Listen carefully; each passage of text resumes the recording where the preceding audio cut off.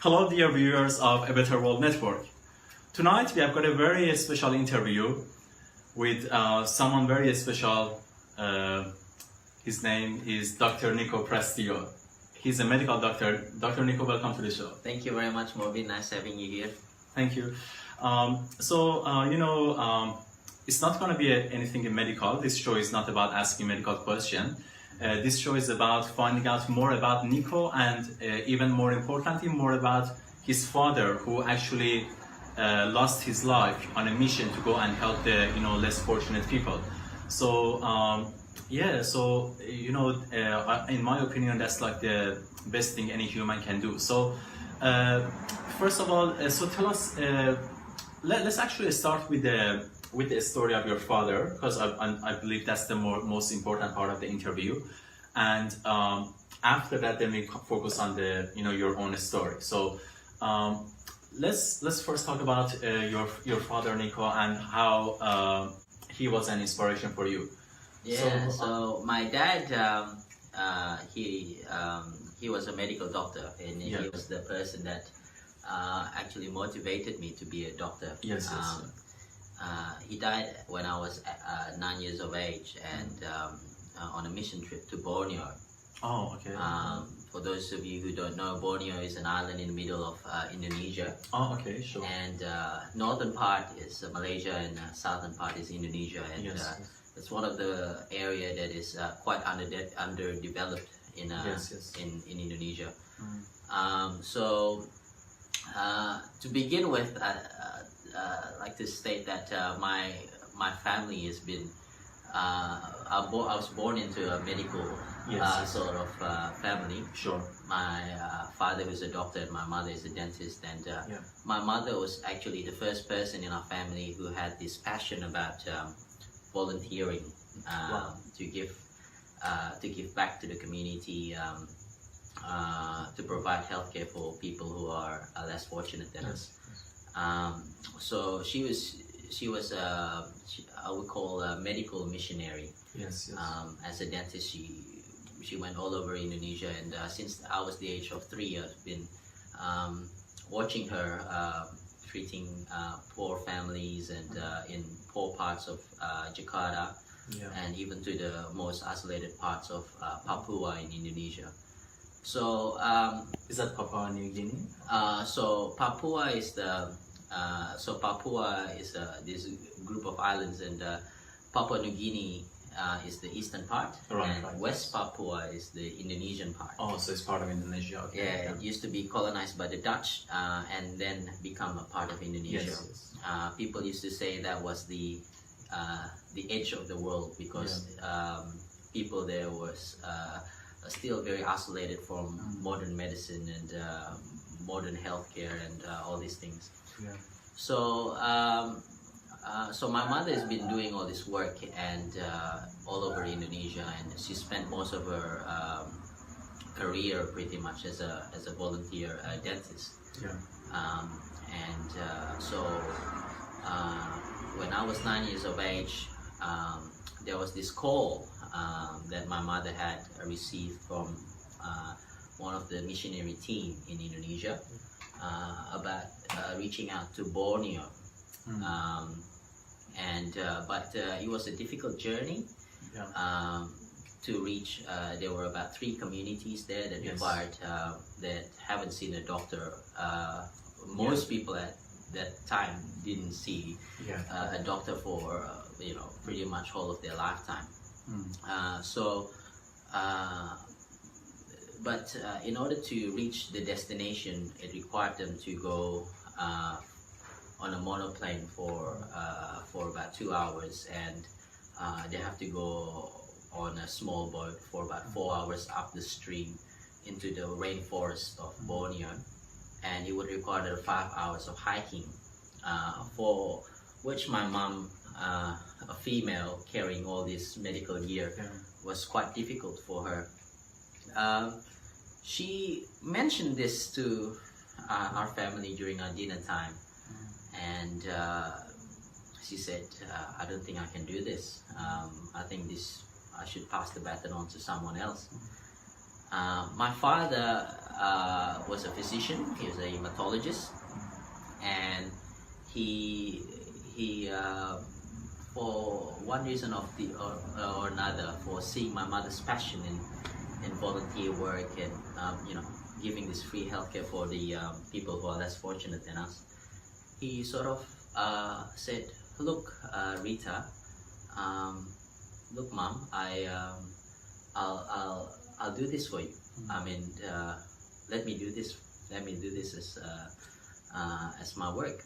And Mom said, "No, no, no, no. You don't need to do this. This is a very hard work. I mean, we're going away from our hometown, our city, and but my father insisted, and so he was at the time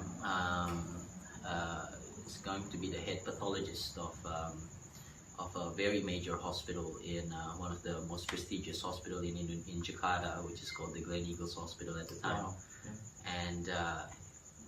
And he decided to go, and he lost his life in a car accident where there were 5 other volunteer members who and 3 of them lost their life, including my father, in a car crash. Yeah. So since that time, that point of my life, I decided that Sure. especially after his funeral, I saw the works that he did, and I wanted to follow on his footsteps and Sure. continue on his work. Yeah, sure. So, so Nico, just one thing. So we have got your mother who was always like doing this volunteer work and providing like medicine and other healthcare needs for people going to these regions with less fortunate people. But your father was not interested in this pretty much until later on when he was influenced by your mother, right? So people were like surprised when he accepted to go on such a dangerous mission in like a part where he knew that he might lose his life by going there. Yeah, I think once you live with someone with such passion for something, I think in one way or another it will slowly rub on you, Sure. So my father's been watching how my mother spent most of her entire career, almost all of her entire career, basically working for 1 whole year, and then spending almost all of it on volunteer work, providing her own antibiotics, providing her own local anesthetics and all her gear, and just go to these isolated parts in Indonesia. And in the beginning, my father was quite against that. Yes. Because studying to be a medical profession is not something that is quite easy, and it takes a lot of years, and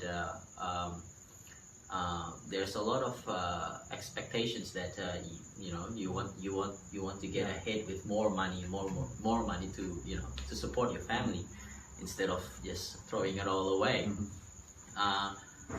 So initially my father was quite hesitant about my mom doing all these things. Yes. But after a few years, he saw the good that came out of this work. Sure. And so before my father passed away, my mom actually said that it was the happiest time of our life. Wow. Because for once in our life, that our whole family gathered together with one destiny, one purpose, and that is to do something that is bigger than ourselves. And my father gave away his life doing that. All right, we'll take a very short break, and then we'll be back in just a few seconds. We'll be back with Dr. Nico, and in the next part we are going to focus on Nico himself and about how he followed his passion through high school and through uni to finally become a doctor. We'll be back after a short break. Thank you.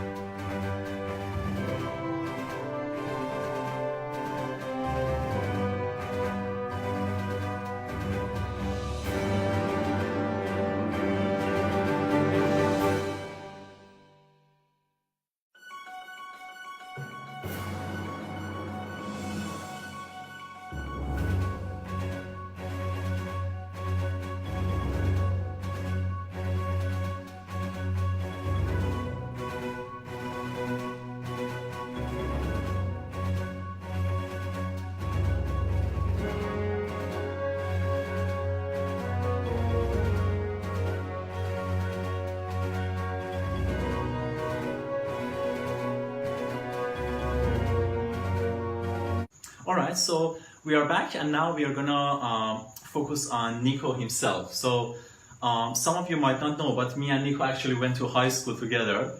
We went to Perth Modern School, and so at high school, like, I asked Nico if I can say this before. He was a bit of a naughty boy, as people say, and no one actually expected in high school that he would one day get into medicine, because there were I remember there were like 3 students that were like top of the class. Yes. They did really well, and we thought that maybe they would get into medicine, but Nico, like, we People just never thought thought. that, Everyone it was say not- that. Everyone say that. I Yeah. was not expecting, honestly, but you had this determination to do medicine, right? Mm. Yeah. So just tell us about this determination, and how probably the story of your father inspired you to do medicine. Mm. So after my father passed away, I never actually thought that I wanted to do medicine prior to my father passing away, and maybe it's his death that actually inspired me to follow Yes. on his footsteps. It's actually the only thing that inspired me to do medicine. Since I was in high school, I had this belief that one day I would become a doctor. Sure. I wouldn't listen to what everyone is saying, and Yes. I would just focus on my goal that Yeah. one day I'll be a doctor. Yeah.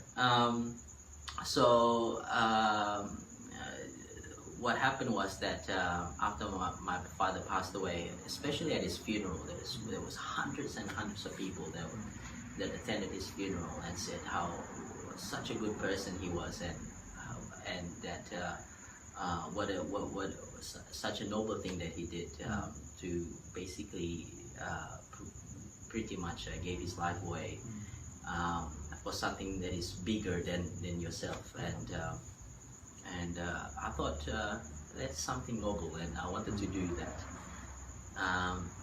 So when I was in as I was doing my undergrad degree, and I got into medicine, and the big thing that got me into medicine was actually my interview. As you know, people who try to get into medicine before, 1/3 of it is your marks, another third of it is your GAMSAT score, and the other third is actually your interview. That is actually the final stage, which will decide whether whether they think you make a good doctor or not. What they actually found in me was something special that the other people, the good candidates that didn't get in. It was something of a personal story of mine. So what happened was, when I sat for the interview, my mother told me that Nico, you have a special gift that God has actually given you, which is your life experience, your life story, and you should bring that into your interview. Wow.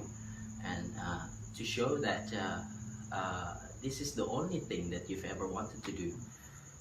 So during my my interview, there was the dean of the medical school, and there was a pastor at the time. I went to Notre Dame University, which is a Catholic university, and another faculty member that interviewed me. And the second question was, so Nico, tell us, why do you want to do medicine? So I said, let me start off by saying my life story, which is the story of how my father passed away, and how this had inspired me. And when I was saying those words, I actually had a tiny bit of tears that is like streaming down my eyes, because I just remembered him, and how he grew up. He led me to grow up to be the man that I was.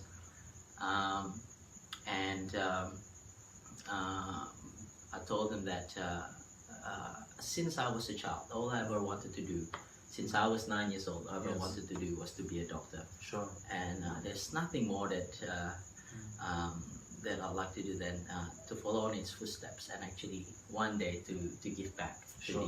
the people that are most in need of Yes. medical care. And so I told the story of how my father passed away and all these things. And when the news came about 1 month later, I had received a letter in the mail that Nico, unfortunately, you're not the first. You didn't get the first round offer. Yes. So that means they've already accepted the first batch Yes. of a group of candidates that they will definitely go into medicine. Yeah. And I didn't receive that. Mm. And so there's quite a big chance that I'm not getting into medicine. Right. Right. And I was really heartbroken when Yeah. when I received that mail. Yeah. And my mother encouraged me when this happens, and she said, Nico, if this is really what you want to do, if this is to being a doctor and getting into medicine is it's really what you want to do, you have to really push hard. Sometimes in life we often not required just to be book smart, Yes, but we yes. often required to be street smart. Yes. Yes. Yeah. So my mother said, go back to the university Mm. and ask about it. Sure. So I dressed up in a professional clothes, Yeah. something that I hardly ever done, and I knocked on the dean's door. Yes. Yes. And the secretary at the time said, "Oh, the dean is actually out for lunch. Yeah. Yeah. He'll be back in the next 1 hour. Do you want to reschedule another day?" Yeah. I said, "No, I'll wait." So I waited for 1 hour until he came back from his lunch, and that whole time I was very nervous. I thought, "Oh, I really wanted this," Yeah. and I prayed to God, like, "God, just please give me this one thing. Sure. This is the only thing I ever Yes. wanted to do." And I worked hard and fought so hard for this. Yeah. And the dean opened the door after he got back from his lunch, and he said, "Nico, is there anything I can do for you? Is there anything I can help?" And I told the dean, "Look, it was Dr. Gavin Frost at the time, the dean of medical school." And I said, "Prof, this is the only thing I ever wanted to do in my life. If you for one reason or another rejected my application, that I'm not accepted to medical school, I will apply again next year. Sure. And if you rejected me that following year, I will apply again the following year. I'll resit my CAMSAT, I'll do Yes. everything, and you will be bored of seeing me every single year Sure. applying for this Yes. medical school." And so he said, "Oh, Nico, yeah, we'll do our best, but we have to follow all the procedures and blah blah blah." Yeah. And 2 days later, I had a call from the Uh-huh. secretary, Yeah. and she called me and saying, "Nico, I have good news for you. Oh wow. You've accepted into the School of Medicine." And when I received that call, I just cried, like I was in tears of joy. Sure. I said, and that was actually the happiest moment of my life. Wow. And I told my mom and my parents, and they were overjoyed, and my brother, and they were overjoyed. Nico just mentioned parents, and Nico has got a stepfather at the moment who, just to avoid confusion, because some of the viewers might say, "Oh, if his father passed away when he was 9, then why is he saying parents?" So Nico has got a stepfather now, who is a very nice man as well. Yeah, he's really my father now, the Sure. person that brought me up since I was 9, and Sure. my stepfather and my Yeah. my mother now been married, and since I was the age of 11, Sure, sure. and that's the reason why I got to Australia, Yeah. because he was a research fellow in at UWA. Right, and that's right. how we moved to Australia. And if my father hasn't passed away, all these things, would not happen. And Sure. sometimes when bad things happen in our lives, more wonderful things await us. Exactly. And yes. so I wouldn't ever thought, even my mother, she would never thought that I would graduate from a medical school in Australia. Yeah. Sure.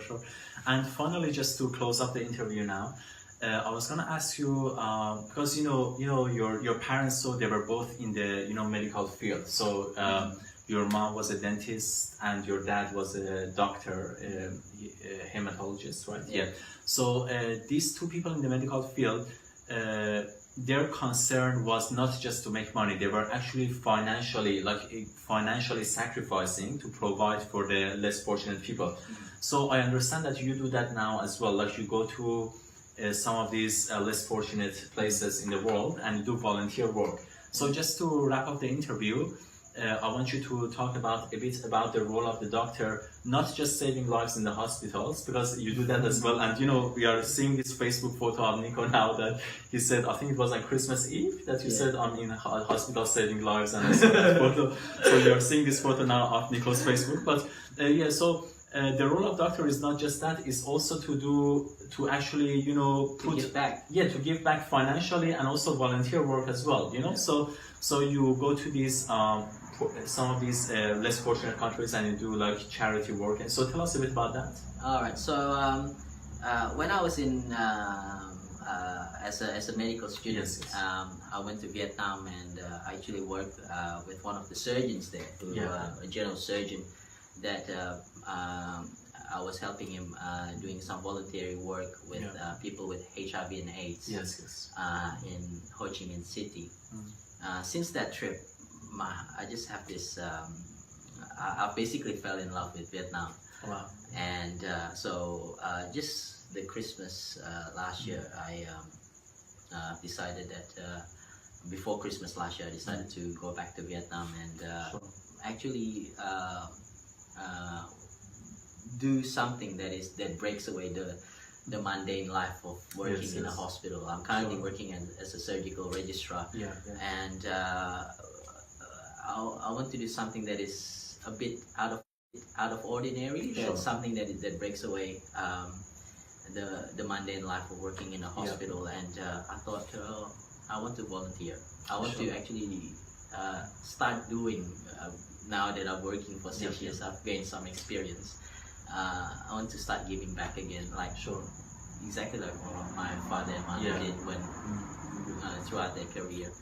So I went to Vietnam and we went with a group of dentists and maxillofacial surgeons who provided care to people in Kon Tum province in Vietnam, in the middle of Vietnam, and I was a doctor there. As part of the triage team that deals with people's general health before they get their teeth sorted out by the dentists and the max-fac surgeons. And to encourage you guys, if you are in the medical field, maybe it's a selfish thing, to say that look, I'm doing this for my own good feeling. But actually, I encourage you guys to actually be selfish.